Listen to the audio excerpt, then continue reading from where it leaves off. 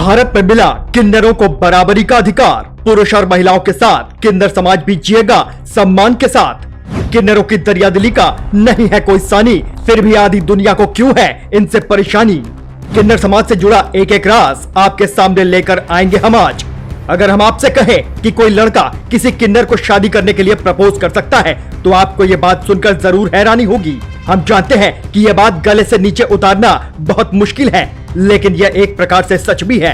किन्नर शारीरिक कमी के चलते अपने कुल को बढ़ाने में नाकाम रहते हैं, लेकिन फिर भी कई ऐसे पुरुष होते हैं जो किन्नरों के आकर्षण पर इस तरह अट्रैक्ट हो जाते हैं कि उनके अट्रैक्शन को छोड़ पाना उनके लिए नामुमकिन सा साबित हो जाता है। आम जिंदगी में जो परेशानियां समाज में लड़कियां झेलती हैं, वैसी ही परेशानियां किन्नर समाज के सामने भी आती हैं। किन्नरों को समाज से भले ही दुत्कारा जाता रहा हो, लेकिन पुरुष वर्ग के कुछ लोग उन्हें अपनाने के लिए भी तैयार रहते हैं। हालांकि अब इसे प्यार कहें या अट्रैक्शन, ये आप खुद तय करें। ऐसी ही एक कहानी हरियाणा से हम आपके लिए सामने लाए हैं, जहां एक किन्नर ने अपनी पहचान को कबूल करते हुए समाज में अपनी जगह बनाई।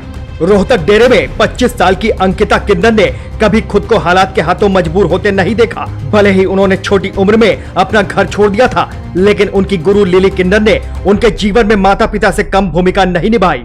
अंकिता के लिए सबसे दुखद बात यह थी कि वो बी फार्मा जैसे प्रोफेशनल कोर्स करने के बाद भी नाच गाकर बधाइयां लेने के लिए मजबूर थी। इसी बीच अंकिता ने यह भी बताया कि वो किन्नर है, ये जानते हुए भी कि कई लड़कों ने उससे शादी करने का प्रस्ताव रखा है। कॉलेज की घटना का जिक्र करते हुए अंकिता ने आगे कहा कि राहुल नाम का एक लड़का उनसे शादी करना चाहता था। हालांकि जब उसने बताया कि वो किन्नर है, तो भी राहुल के इरादे टस से मस नहीं हुए।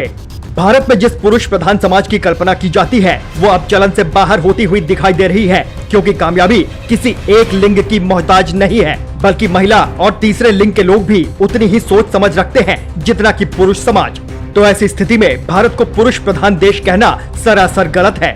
बात मुश्किलों की करी जाए तो हम सभी जानते हैं कि पुरुष और महिला शादी के बंधन में बंध के वैवाहिक जीवन को आगे बढ़ाते हैं, लेकिन किन्नरों के लिए यहाँ समस्याओं का अंबार लगा हुआ है।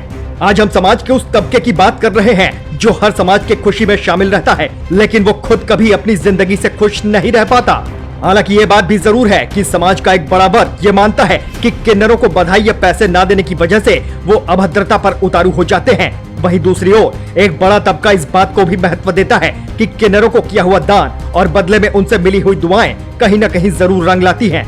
इन सब बातों के बीच इंसानी नजरिया ये कहता है कि किसी के लिंग के आधार पर उनसे भेदभाव नहीं किया जा सकता, क्योंकि सभी इंसान एक ही भगवान के बनाए गए हैं और पुरुष महिला या किन्नर में बैठने से पहले इंसान बनना बहुत जरूरी है। अगर आप भी ये मानते हैं कि किन्नर समाज भी समाज में उतनी ही इज्जत का हकदार है जितना कि पुरुष या महिला वर्ग, तो अपने विचार कमेंट के माध्यम से कमेंट बॉक्स में जरूर साझा करें।